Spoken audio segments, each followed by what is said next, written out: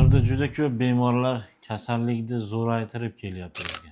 Shu boshlanishida kelinsa, har bir kasallikni bezovta qilishligi bilan kelinsa, bular bir kurs lecheniya olsa tuzaladi. Bu tabiiy narsa, haqiqiy davo hisoblanadi. Shuning uchun iloji boricha har bir kasallikni oldini olishlik uchun tabiiy narsalardan foydalanishlik kerak. Bu narsalarni davolanishlik uchun birinchi o'ringa qo'yish kerak. Birinchi o'ringa hozir meditsinaga boryapti-da, ukol dori oladi, kasallik tinchlanadi, yana qo'zg'aydi.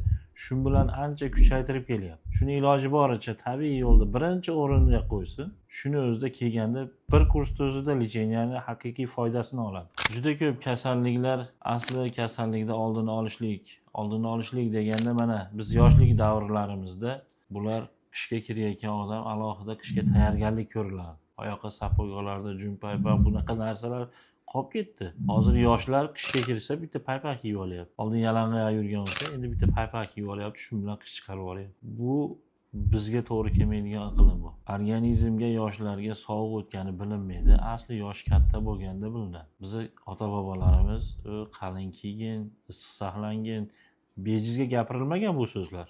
Hozir yoshlarga bee'tibor bo'lib qolyapmiz. Shu narsalarga e'tibor berilsa, issiq kiydirilsa, keyin iloji boricha ko'chada shunaqa fast food narsalarni yemaslik kerak. Uyda tabiiy o'zimiz qilgan taomlardan yeyish kerak. Hozir bunaqa yoshlar bu narsalarni yemay qo'ydi.